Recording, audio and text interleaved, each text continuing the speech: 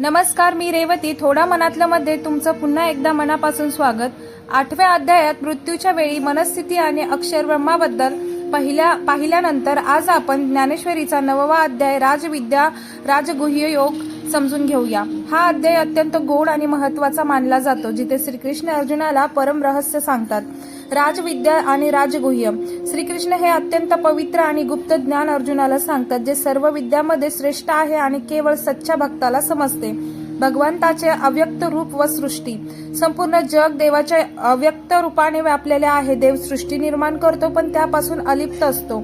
जसे आकाश वारे धरूनही अलिप्त राहते. प्रकृतीचे चक्र. कल्प संपल्यावर सर्व जीव देवात विलीन होतात आणि पुन्हा निर्मिती होते. देव या संपूर्ण सृष्टीचा साक्षीदार आहे. भक्तीची सोपी व्याख्या. पत्र, पुष्प, फल, तोयम. देव पैशाने नाही तर भक्तीने प्रसन्न होतो. केवळ एक पान, फूल, फळ किंवा पाणी जरी प्रेमाने अर्पण केले तरी देव त्याचा स्वीकार करतो. देवाची जबाबदारी. योगक्षेम. जो अनन्य भावाने देवाची भक्ती करतो त्याच्या जीवनाची आणि संरक्षणाची जबाबदारी स्वतः परमेश्वर घेतो. तर मंडळी, हा होता 9व्या अध्यायाचा सखोल अर्थ. उद्या आपण विभूती योग अध्याय 10वा पाहणार आहोत. आपल्या थोडं मनातलं चॅनलला नक्की सबस्क्राईब करा. धन्यवाद.